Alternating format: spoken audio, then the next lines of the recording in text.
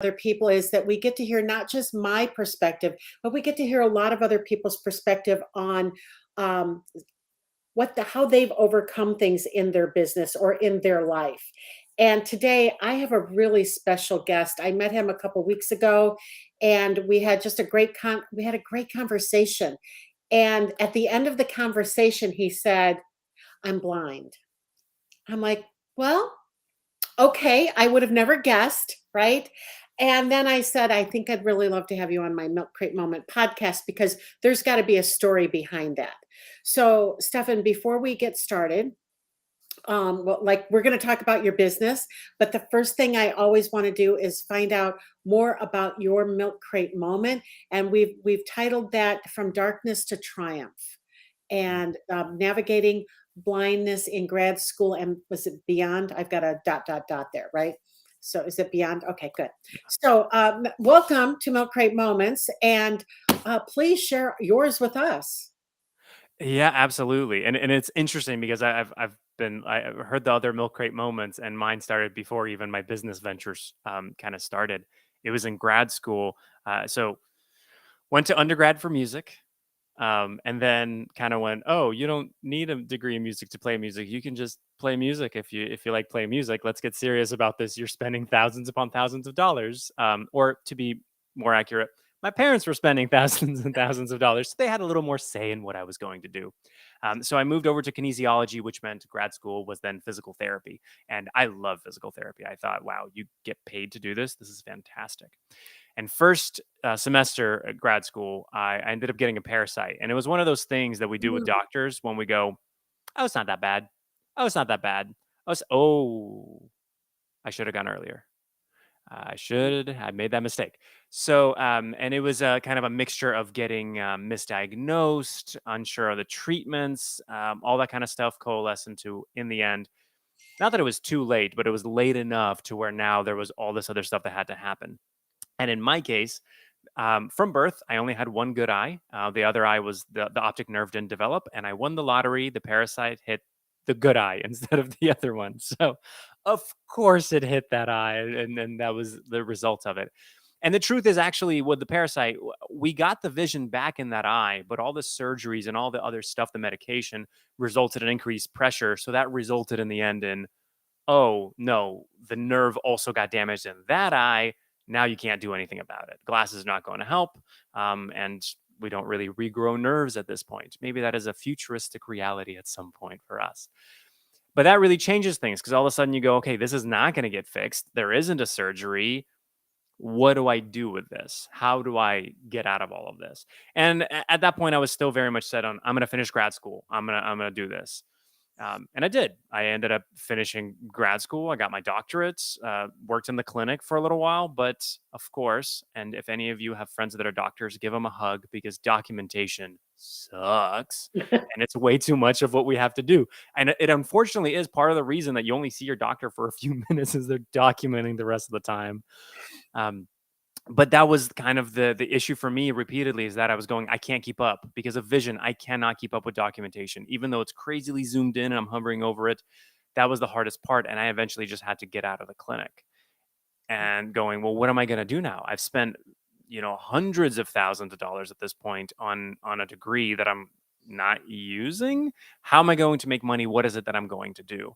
And that's kind of when I said, okay, I'm gonna start my business.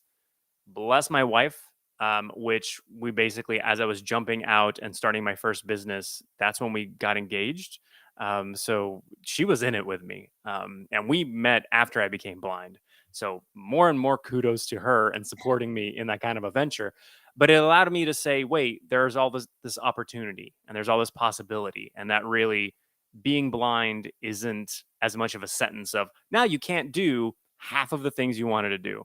That's not necessarily true. And I think this is the biggest lesson from all of it. And I learned it very clearly when I did my TEDx talk because I was thinking, I'm blind. How could I do a TEDx talk? For those of you that do not know, you have to memorize a script. You have to write a script and memorize a script for TEDx. That's one of their requirements so you don't go off book.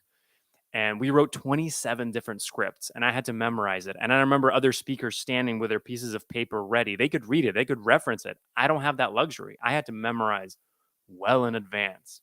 But because I memorized it so well in advance and I knew it so well a month before even the main rehearsal, I was head and shoulders above the other speakers because it's not as if I was always necessarily a speaker. I didn't something I picked up as I went.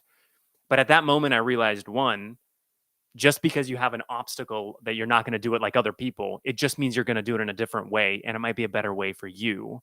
And then the other important piece is if there are 1,000 things that you could do and going blind, you think, that's it. I can now only do 500. It's not true. It's maybe now you can only do 990 of them, maybe 980. So that was, in summation, that kind of start of the milk crate moment. Well, I honestly, I think that number one, that's very inspirational, right? That you it's always interesting to hear somebody talk about a disability that they have and how they've overcome it. I find it motivational, inspirational, educational. But here's what I find really super interesting. Now tell us what you do. So now I am doing videos, and that's been the interesting part. I have done video since I was in middle school. So I told you that I went to music for music to undergrad, Mhm. and it was a choice in about high school of whether I was going to get serious about music or video. And at that time, I chose music. And it started becoming the career thing. It started becoming, oh, now you get better at it for college. Now you're going to get good so you can audition for orchestras and play on these stages. It became a job. Videos never became a job. Videos always stayed as the passion and as the thing that whenever somebody said, we have a class project, can I do a video? Please, I'll do it. Even in grad school, I consistently did videos for all my projects, and it stayed there. So now what I do, what it morphed into, is creating videos and letting people be themselves on video because it allowed me to come out and be that way. And it is always the hilarious thing to me that people go after they find out what I do. Some people incorrectly labeled me as a videographer. Fine, but the joke of a blind videographer, how does that make any sense? That what? I don't understand how you do what you do. But the essence of what I do isn't as much as, oh, I'm going to make you a Hollywood production or this perfect commercial ad. I'm really there to get you to be yourself on the camera. You don't need a script to be yourself. That's the reason that scripts don't work for business owners is they just sound like somebody else that they're really not. And Mm. so my genius lies in getting people to be comfortable and realizing it's okay. You can be yourself. People will like you for who you are. And that's how you're going to attract clients, as opposed to thinking, I have to be this version of somebody else, of where they go, that's what they do in my industry. So that's what I have to do. This is what you have to do. Point at yourself and be yourself. However, that we get into a whole thing where most people, when you say that, they go, but what am I? I don't know what myself is. I don't know what that really means. I'm just kind of covered under all the things society said I should be. And so it's always very interesting and fun. But yeah, videos were kind of that slow and steady toward us winning the race of through all those things and all that education. At the end, it has now come out to where full time, what I do is make videos for social media with people to truly be themselves. Which I just find fascinating, right? That the whole piece of out of all the things you could have done, music being one where you have your ears work, right? But you chose video. I just find that I find it fun and funny and interesting and fascinating that you're doing that. So let's talk about how are you getting people to be just themselves? How do you get that across to them about, look, I need a little bit more either authenticity or you call it something else. What is it? Yeah, and I'll get into the authenticity versus what I like to push people towards. Okay. It actually starts with the company name. So the company name is the Professional Unicorn. I've been called a unicorn for a variety of reasons throughout all my life. Partially just being magical and different, partially loving purple, all these different things. And when I was starting the company, I was thinking nobody's going to take you seriously if you call yourself a unicorn. They're gonna be like, oh, that's so unprofessional. I was like, how do I overcome that objection? Oh, I'm going to call it the Professional Unicorn. By default, I'm professional. You cannot argue with that part whatsoever. And so that within itself then gives this ridiculous permission for other people to be themselves because I have yet to find a business owner that gets as ridiculous into this as I am of saying, I'm a unicorn. I love purple. Here's all different lights and stuff whenever I make my videos and let me just have fun. So all of a sudden they go, well, compared to this guy, I'm good. And so the walls start coming down. So that's step one of them going, I'm talking to a unicorn. This is already different. The other piece is that most people immediately think I have to talk about business stuff. I need to talk about my business. This is what I need to be. And I'm going, we have to start with you. And as soon as you ask somebody about them and who they are and how they are, walls also start coming down because they can do that. And so I have a little formula that I usually give people. And that's how I usually talk to them as well. Is we first start with who you are, so a piece of your human self. We add it to what you do, and that ends up becoming of how you do it and why you is different. In the end, all three of those add up to why people choose you over anybody else. And so, to the point of we're talking about human side plus what you do side, your business side, equaling how you are different in that sense. The difference that I like to say is authenticity, be yourself, great. But unfortunately, you can't take it to the extreme. And this, I like using Taylor Swift because my wife loves Taylor Swift. So, Taylor Swift is the example for this. You love Taylor Swift. You go to a Taylor Swift concert. You've been waiting. Tickets are crazy expensive. You get there. Taylor Swift comes out on stage and says, I've had a really rough day. My boyfriend said something mean to me. My voice, it kind of hurts. My throat hurts a little bit. I don't feel like doing this today. I'm not going to perform. Thank you. And she walks away. That was authentic. That was truly how she was feeling in that moment. As the customer, you're not very happy. You came for a show. Now, here's the flip side of what I propose. Taylor Swift comes out on stage, says, I've had a really rough day. My boyfriend said something mean to me. My throat hurts. I'm going to really try to push through that, put that into my music, and give you the best show that I can give you.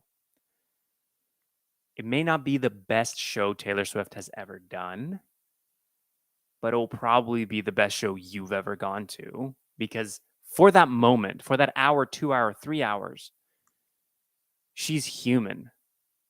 You realize that you connected to her, that she also has bad days.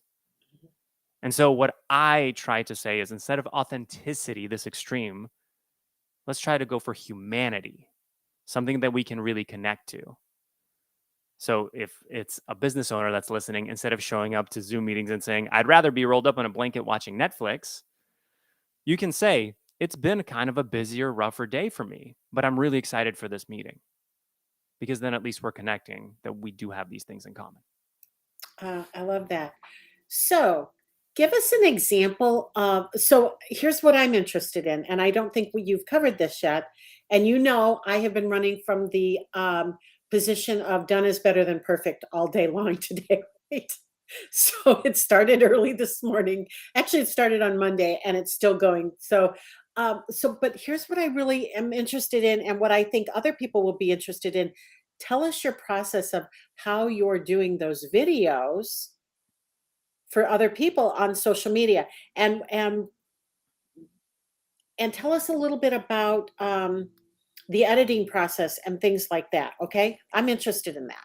Yeah, we're gonna get super actionable. Steal this. I don't care. Because I don't believe in competition. I do my things differently, so that's perfectly fine. So the way that I do it is we get on Zoom and we don't record on Zoom. I'm on Zoom one on one with them, and we set up their phone and record directly onto their phone, onto the camera of their phone. It's a better camera, it's way better quality, and it just shows them. In the end, the final result is just them. So it's Right. very simple, very easy for them to do. They're making eye contact with the phone camera. I don't care. I've looked up nostrils, side of faces. That part doesn't matter. And then, believe it or not, we have a conversation. I know, crazy. We have a conversation. Granted, that is partially where my genius ends up flourishing a little bit, is because I know where to pull and where to push and where to go. Okay, we're not quite ready yet. It takes 5 to 20 minutes, depending on the person. So most of them land right in the middle at 10, 15, for them to really start letting down and start speaking like their normal self, to where Right. their voice isn't half an octave up and they're going, yes, so what I do for my morning routine, I'm going like, it's just your morning. Like, you just had it. It was a few hours ago. You can tell me how it went.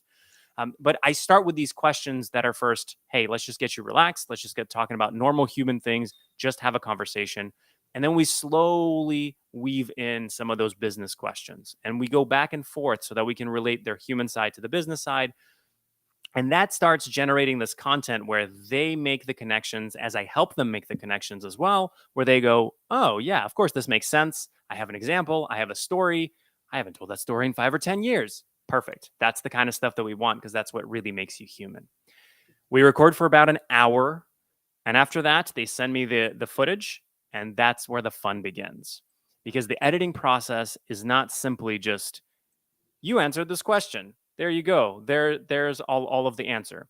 Most people, if you're going to do this for yourself, which you can have just your friend or your business partner talk to you on Zoom, and then you just record on your phone separately all your answers while you're looking at it. Most people, after the question, take half to 2/3 of the time answering, verbally processing what they're saying. And the really good tidbits are at the very end where they really summarize everything. They say it punchy, quick, and really nice. Every now and again, you might get something, a nugget that kind of sneaks up in the middle of it all, or something they've said very frequently. But most of the time, they'll repeat it all right at the very end. And those are the clips that you really want to grab. So we grab those clips, and the way that I do it is from the hour, I can get 30 clips, no problem. The most I've done is 46 clips from the hour. When you're having normal conversations, it's very doable. And from that point, you can just post the clips right off. And the idea here is that the clips are anywhere from 15 to 90 seconds. So they're able to be posted on any platform. So now you have content that you can post throughout the week, month, or several months on YouTube, TikTok, Instagram, Facebook, LinkedIn. All of them take the same format, and it's very, very easy. So you're present without having to take all those hours throughout the week to come up with stuff, write it, post it, all of those things. So It that is a sounds little bit more about the process. Yeah, thank you. It sounds like you're trying to get them to speak in sound bites. In a way, but not really, because that's where the editing comes in. If I get them to speak in sound bites, they clam up again, and they'll do things like this. Well, that's a really good question. It turns out that actually, no, that doesn't sound like me. That sounds like a totally weird version of me. Mhm, So it's that I clip them into the sound bites. And that's the part I've tried using AI to edit. I've tried using freelancers to edit. They don't seem to get it quite enough because yeah. it's not about removing all of your ums, all of your sighs, making it very punchy. It's about making you seem like you're a human being we can connect to. And so sometimes you need to leave a little bit in.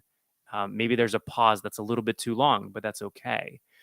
So it's really more of the editing after they've been truly themselves on camera than getting them to speak in sound bites. Some of the people that are a little more trained and have experience with social media, they can do that almost naturally, some of the soundbite stuff. But Mhm. if you haven't done it before, it's not going to be natural enough. So I never force them into it. Sure, I didn't mean that you forced them, but I'm wondering, is there a way to train them into sound bites? There is. So there's a couple of things. The first part is when somebody asks you a question, realize that the final product that you're going to get, nobody's going to hear me. And so if you're doing the same kind of style of recording, they're not going to hear the question. Meaning Right. your answer, if you answer yes, I think that's what people should do. That as a clip means nothing. What do you mean? There's no context around it. So Right. repeating the question at the very beginning in your own words very quickly and then adding the thing, it already starts you to train you in, okay, this is how the pattern goes. Because really the repeating of the question is almost in itself a hook, an attention grab. If you want to make it in some kind of a fun way later on, that helps it. Then the next piece, your answer is finally, of course, the actual value of the content, the story, as some people call it in the script version. And then the call to action. This is the part where you can get people trained to do the call to action. I find that most people go, oh, my call to action is get in touch with me. That is not always the right call to action. Sometimes the call to action has to be take action on the value piece that I told you. So, an easy example that I always love using for my kind of people is I told you that consistency of posting video on social media is the important part. The call to action isn't hire me. The call to action is go make a video and post it. Right. Because I'm going to have other call to actions later on that are going to tell you that you should hire me and do all those things. But it's far more valuable for you in that moment to go, yes, I should make a video right now. And the friction is far less. I know we got a little off topic of the soundbite talking, but you No, do kind of almost train in a little bit through the process because I work with my clients for 6 months at a time. And sometimes we have to do a seventh month because they go, wow, month six sounds way different than month one. well, yay, it should, right? I always tell my clients when I do a video challenge with them, embrace the suck, because the first 7 days when you start doing video or start doing a Facebook Live video or something, you're going to suck, right? Embrace it, love it, because in 7 days you will be completely different than you were Monday, right? So, oh, I love that. So, listen, I thank you so much for being here. This is how I like to end my podcast. What piece of information, what piece of business information would you share with other entrepreneurs? What do you think they should know about business from Stefan Zavalin's perspective? I'm trying to put together so many cliches into one sentence. Um, I Same think old. I'm going to combine yours and mine, sort of in a way. Done is better than perfect. You guys have already heard that today. So yeah, imperfect action is great, but also the consistency part. Because if you take imperfect action irregularly, you don't get anything. But if you consistently take imperfect action and slowly improve it again and again and again, that's really what gets you to the final point. So if it comes to social media content or whatever else it might be, go do the thing. It will be terrible. Love that it's terrible, and just go do it. And as a tiny final caveat, if you're afraid that people are going to leave hateful messages, I love my haters, because if you get a hateful comment, you're doing something right. I could not agree with you more. And listen, make sure you get in touch with Stefan. He's got his Instagram and TikTok up here. By the way, I will have to put. I'm gonna write that down because I will follow you on TikTok. I have a slight TikTok addiction, which might be more than slight. And I love TikTok. I just think human beings are so funny. So I want to find out if you're funny or not. Are you funny? Oh yeah, yeah. Okay. I like to use the word creative. So some of them are funny, some of them are deep. But yeah, I Oh, think yeah. yeah. So And let me can I ask one more question about that? It's like this is the way I go, right? It's like I'm on the goodbye tour. Like we start the goodbye tour and then it's like 5 more minutes, right? So because I know something that you had said that you believe everyone is creative. Is that true? I'm going to combine it with two things. So Okay. yes, I believe everybody is creative. Here's the catch. It's the three creativity truths. Number one, everybody is creative. Number two, truth, it looks different for everyone. Meaning that if you think creativity is being artsy, that's one version of creativity. Being really good at spreadsheets is a version of creativity. And the third creativity truth is don't let others define your creativity. So if you say I'm not creative like that, that's literally your mistake. Is you are not. That's the beauty of it. You are not creative like that. You're creative like this. And that brings me to a belief that really continuously resonates for me to from networking me. I found it out at a networking meeting, but networking meetings, social media, all these things is that I don't believe everybody is special. I believe everybody has the potential to be special. And it came about because at the end of a networking event, somebody went, everybody here is just so great and special and wonderful. And you guys are all so amazing. And I was sitting there going, I know two people that aren't. Like, I know two people right here that they're really not that great. Like, I'm like, I'm sorry. Like, and I think we all feel that. We just don't say it. Do they have Exactly. the potential to become fantastic? Yes, I do believe that.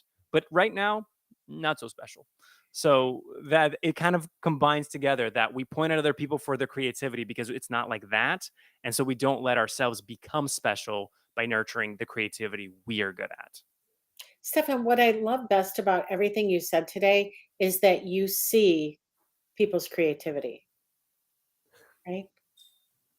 Thank you. Thank you, Perry. Thank you very much. Jean has left the building, right? On that note, we're going to end because Stefan found me funny. So on that note, we're going to say goodbye. Stefan, thank you so much for being here. You have been a fantastic guest, and it has been so much fun.